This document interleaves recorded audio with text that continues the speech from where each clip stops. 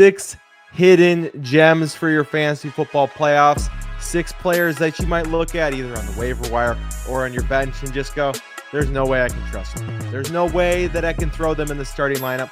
But we're going to give you that confidence in these 6 guys to trust them so that you have some unlikely playoff heroes in a week, right? We have one more week of the regular season, week 14. And then for 99% of you smart people out there, the playoffs start. If the playoffs are 2 weeks away, talk to your league commissioner. Get that figured out. You're doing something wrong. But for most of us, it starts in week 15. And Ty, I'll let you start with your first hidden gem. Who do you got? It's Jakobi Meyers. And we've talked about him a couple times on different episodes in the past. But this is like the perfect time to talk about Jakobi Meyers, because when you think of the Raiders, you don't really think like high-flying offense. You don't really think of a lot of points going up on the board. But Jakobi Meyers has been putting up numbers ever since Devontae Adams got traded. He's been the wide receiver 13 in points per game. 4 of his 5 games are with 15 or more fantasy points. The dude has been on fire, and he's done that against arguably the toughest stretch of the schedule for Vegas this year. He's done it against Kansas City twice. He did it against Cincinnati, which like you kind of expect Cincinnati, right? You kind of expect the number 1 receiver against Cincinnati to do decently. But then he did it against Miami. That was his 8.8 game, I believe it was. And then he did it against Denver, and he actually put up over 20 against Denver, right? So he can do it against the tough opponents. But now the rest of the way, we don't have to worry about tough opponents because he goes Tampa Bay, Atlanta, Jacksonville, and New Orleans, and then he plays the Chargers in week 18. Sorry, if you play in week 18, talk to your commissioner. That is a travesty. You should not be playing in week 18. But again, Tampa, Atlanta, Jacksonville, and New Orleans in his next 4, and all are top 8 in receptions allowed and top 12 in yards allowed to the position. Again, you don't think of Vegas as a high-flying offense because, again, it's Aiden O'Connell, it's Alexander Madison, but Jakobi Meyers will be able to come through.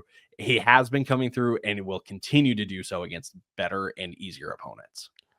Yeah, you look at even this last week in Vegas, Brock Bowers, 10 catches, 140 yards. Jakobi Meyers, 6 catches, 97 yards. No other player with more than 2 receptions on that team. It is Brock Bowers and Jakobi Meyers, and that is it. And they're not straying from that at all. They're going, this is what we do in the passing game. This is all we can do in the passing game. Right. So you better be ready because it's going to one of these 2 guys each time, and we really don't care if you know. And that's what you got to love is they're getting him the ball, and they're going to continue. And like you said, that the fact that we get to see them play against the Bucs, Falcons, Jags, and Saints over the next 4 weeks. Oh, I mean, they're not stopping anyone in the passing game, those 4 teams. So Jakobi Meyers definitely could eat down the stretch here. Barbecue chicken alert. Barbecue chicken alert. I'm willing to go there with Jakobi Meyers. I know it's gross. I don't care. I don't care. He's gonna be a stud the rest of the way. Yeah, we're talking about a guy who, like you said, has looked really good.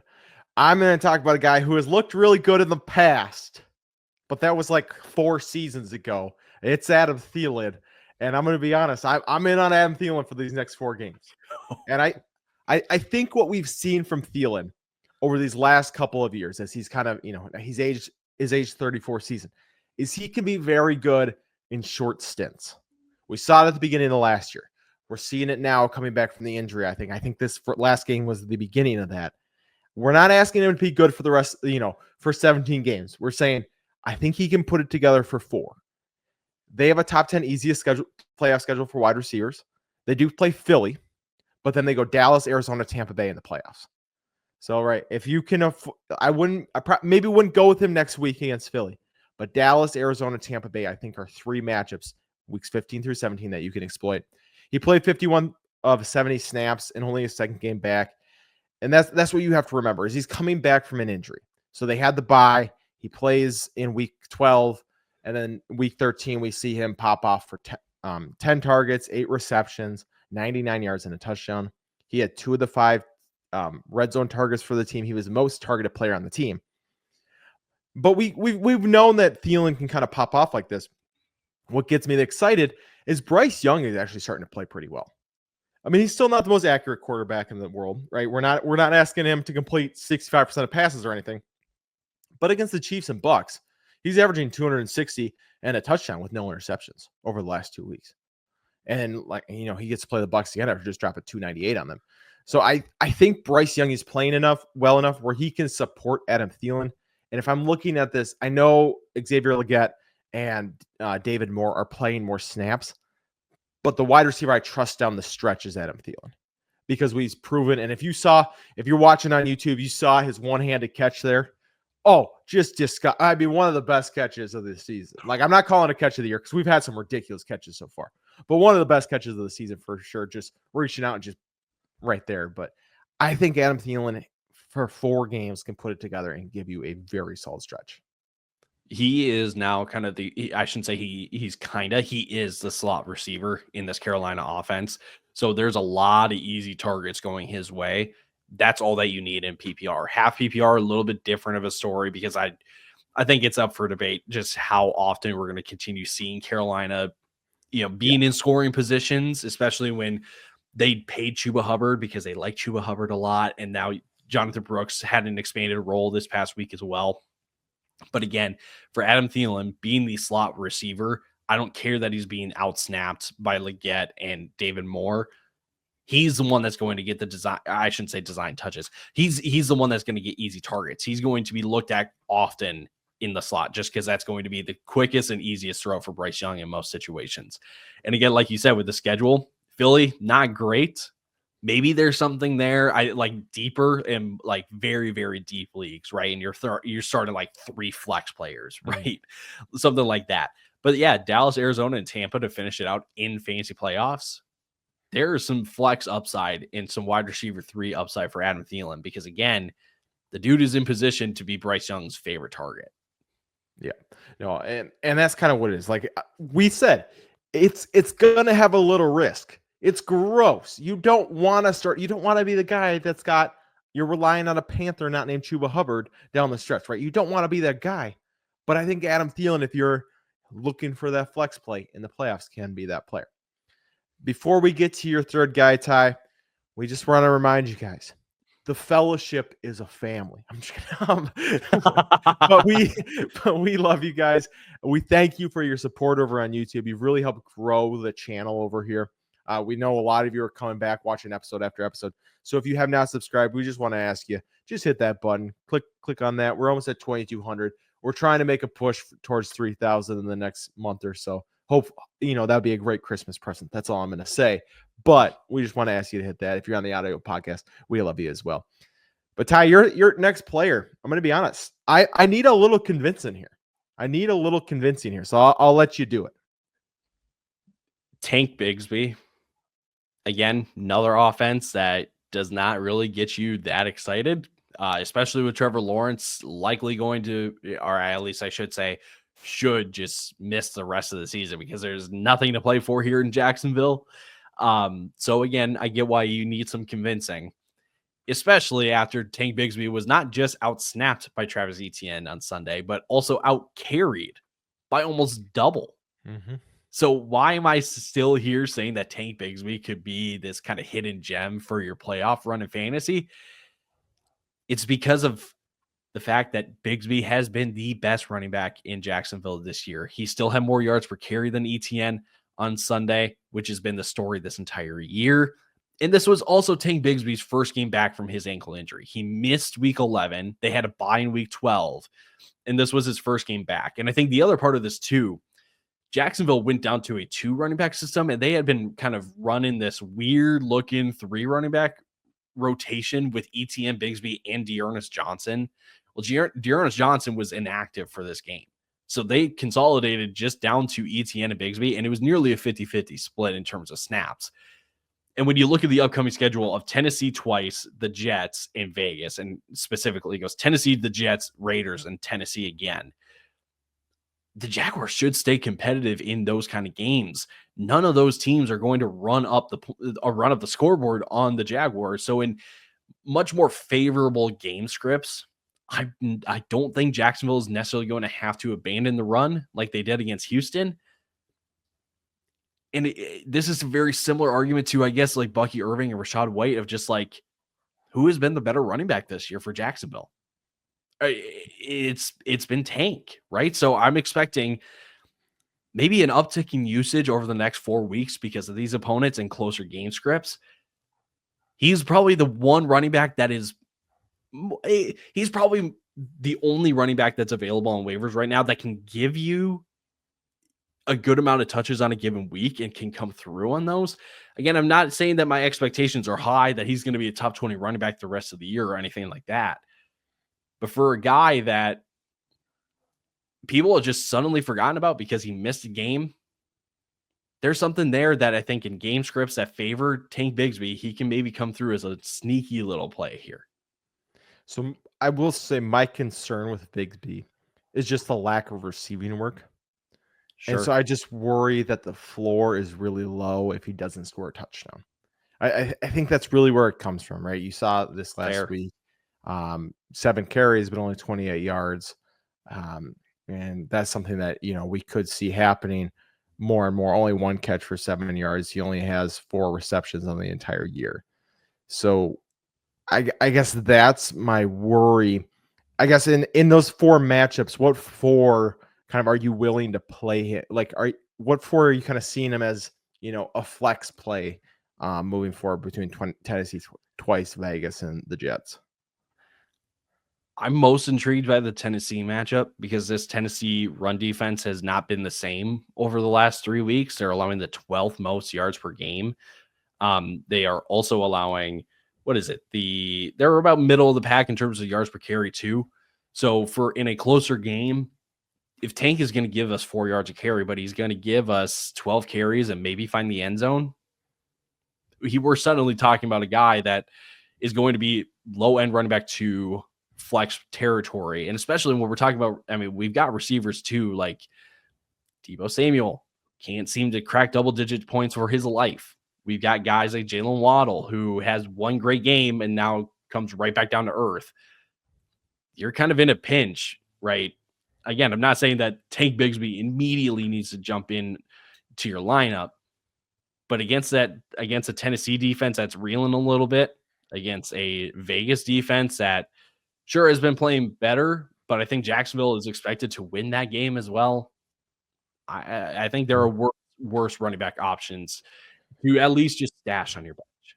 Yeah, he could be you have CMC, you didn't have Jordan Mason, right? CMC looks like could potentially be out for the rest of the year. You need a, emergency guy. Bigsby would be the guy to target on your waiver wire. All right, before we hit those last 2, we're going to hear from our friends over at Underdog Fantasy.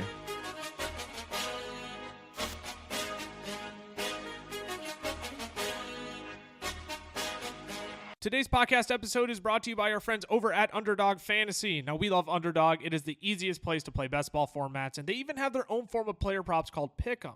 You can make up to 20 times your money on a single night by correlating props together. 2 picks will triple your money, 3 will 6 times it, 4 will 10 times it, and 5 plays that all hit will multiply your entry by 20. You can even place insurance on your picks too, so if only 4 of your 5 props hit, you still get 10 times your entry. And if you use our code FELLAS when signing up, Underdog is going to double your first deposit up to $100.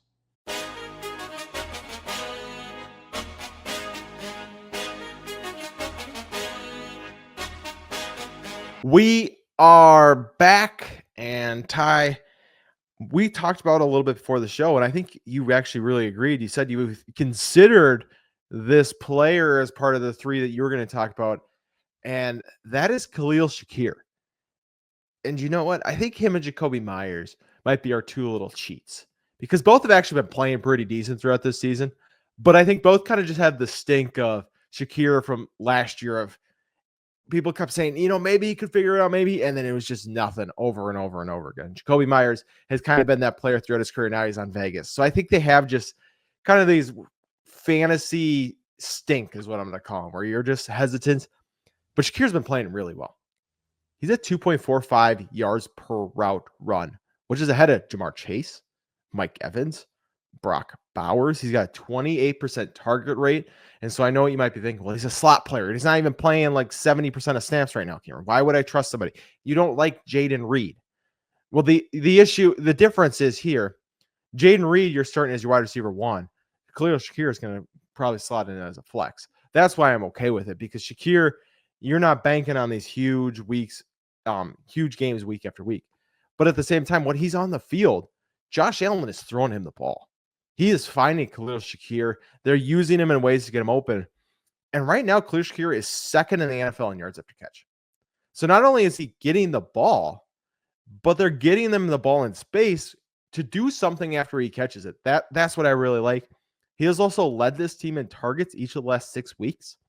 I think the worry when Amari Cooper was traded, and I'm going to pause because Amari Cooper and Deontay Johnson, we were like, oh, imagine what could happen. They have got to be the least, I don't even know how to, just awful, like for both of them, these trades. We're like, Amari and Buffalo, imagine what the connection. I mean, Amari's best play of the season was lateraling it back to Josh Allen last night.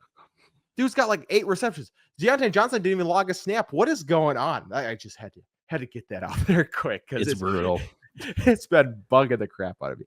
But I mean, when Mac Hollins is out snapping Yes. Amari Cooper, like, come on now, what guys. is going on? Yeah, what happened?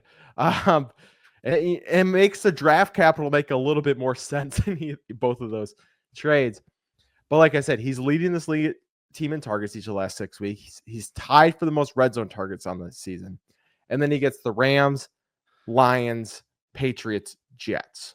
Rams, Lions, Patriots, love those matchups. Love those matchups. Rams, Lions, I got a feeling are going to be 2 pretty high-scoring games. I think those are going to be fun games to watch, which is just good for Shakir. The issue with like I guess now 2 nights ago when you're watching this against the 49ers is it just wasn't competitive. So Josh Allen just doesn't have to throw the ball. That's the worry, I guess, against the Patriots and Jets. But even in that Jets game, you think of great pass defense. When Shakir's in the slot, that helps a lot, actually, because he's moving around. He's not facing their outside corners. So I really like Khalil Shakir for the rest of the season. I think he's a solid guy, right? You're not putting him in hoping for 50 points or anything, but you're putting him in your lineup realizing, hey, that 8.5 points is definitely the floor that I saw this last week. The ceiling, he finds the end zone. We're looking at a 16, 17-point week. I think you're going to find a lot of stability out of Shakir over these next 4 games. Yeah, he is one of the safer wide receiver options in fantasy football.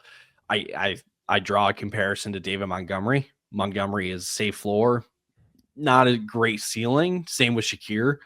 We need to find the end zone for Shakir, but again, for the amount of design plays, design screens, they get him the ball, right? And so for a guy, if you're looking, I feel like when was it last week that we talked about Shakir on an episode? I was like, Shakir is the perfect player.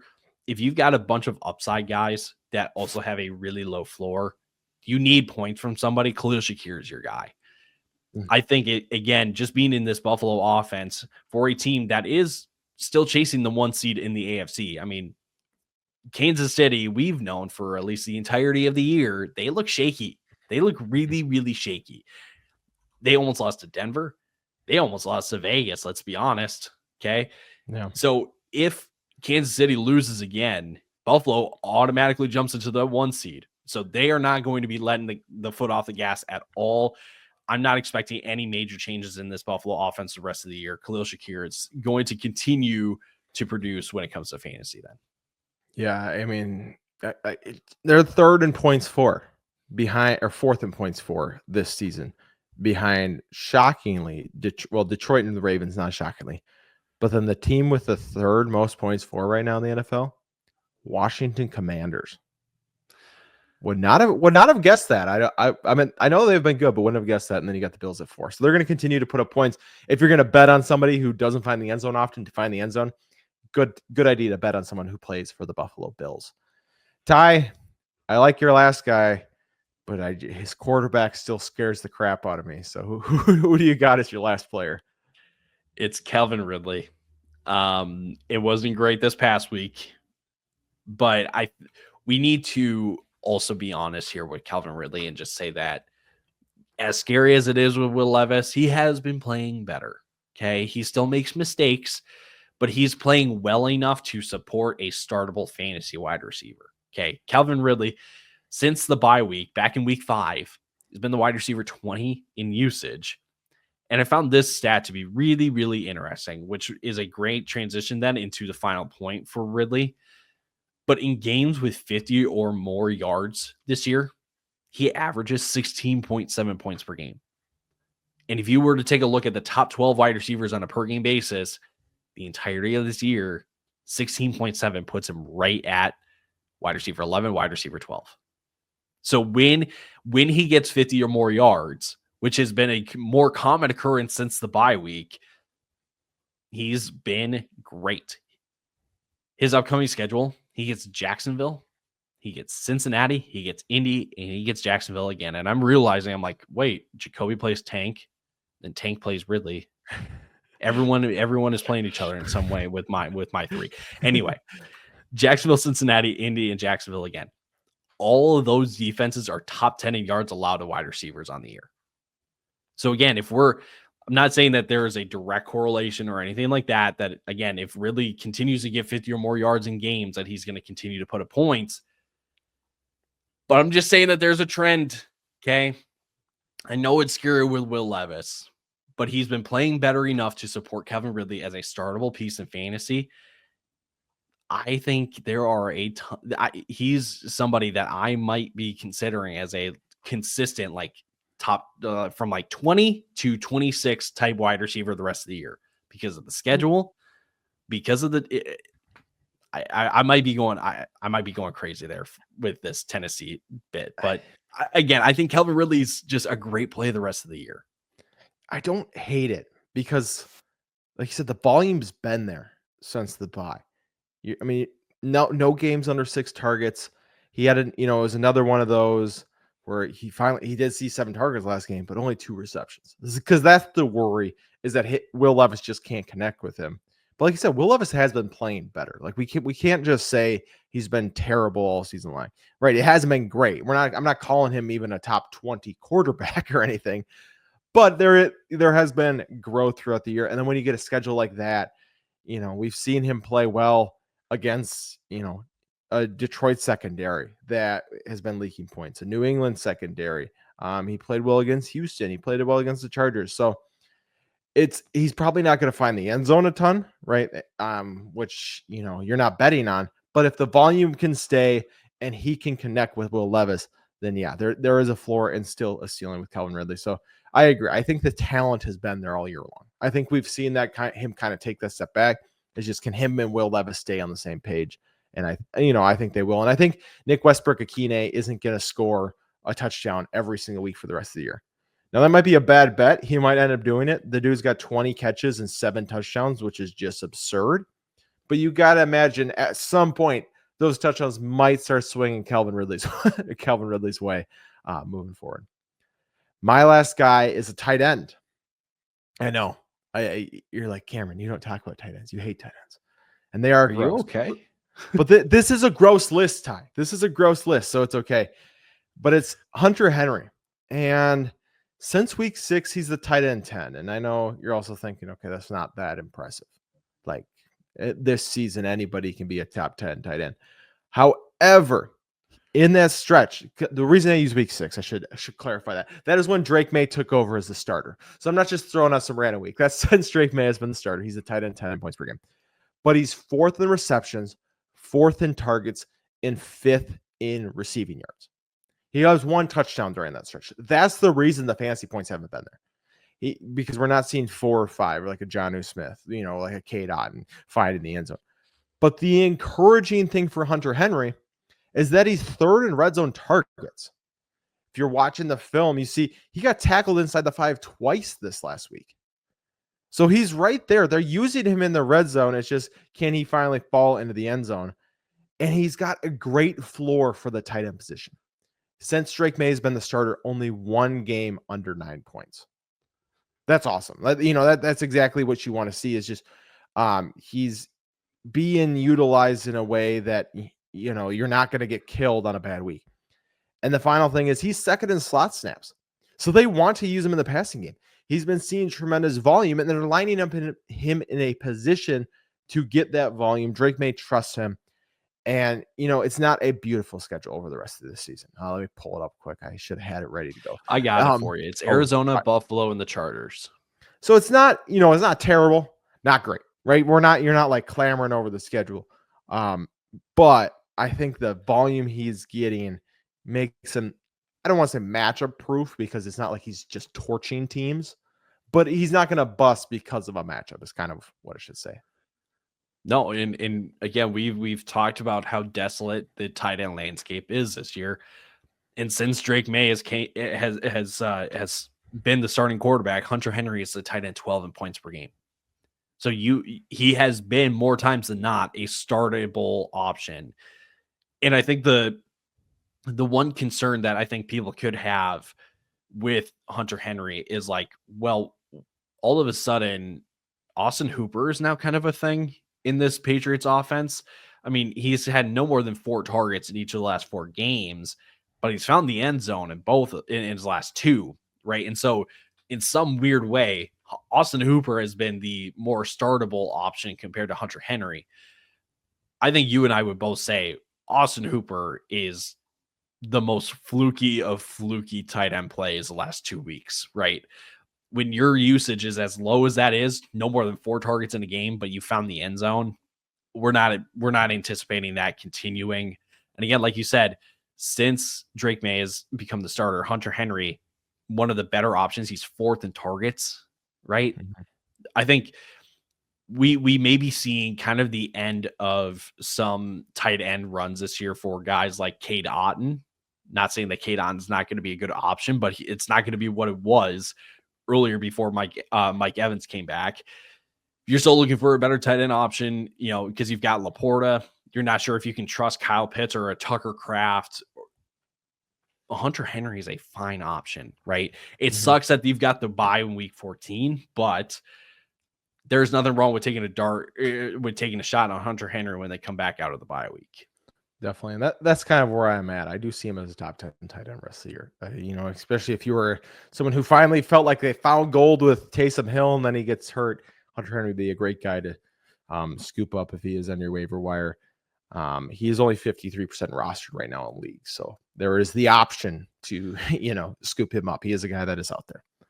But that wraps up our 6 hidden gems for the fantasy football playoffs. We hope that we either gave you confidence to start a player or to pick up a player. And that you're not sitting here like, you know what? You guys convinced me that he's going to stay on my bench. That is our hope for this episode. But we will be back tomorrow with 10 risers and fallers. We will be here on Thursday for you guys, as always, with our starts and sits of the week. We'll have those for the rest of the season, so don't worry. Lucas should be back with us on Thursday. It'll be me and Ty again tomorrow. So if you want to have fun again, come tomorrow and watch. Make sure you hit that subscribe button. If you want to follow us on the socials, I'm at Camelot FFF on the X. Tyler's at Tyler_Plath. You can follow us at FFFellas on the X. The FFFellas on Instagram. Fantasy Football Fellas on TikTok, Facebook, and here on YouTube. Fantasy Football Fellas Shorts, if you want our short form, over on YouTube as well. And Ty, you're on Blue Sky or whatever it's called. And I am you at Tyler_Plath as well over there. Is that what you are? I think I took out the underscore because I don't know why I have it in the first place on X. So just Tyler Plath. All right. I haven't made the jump, so I'm still only on the X. So I got to tweet more often before I make the jump. But that wraps it up for this one. We are thankful that you listened, and we will see you tomorrow. Deuces.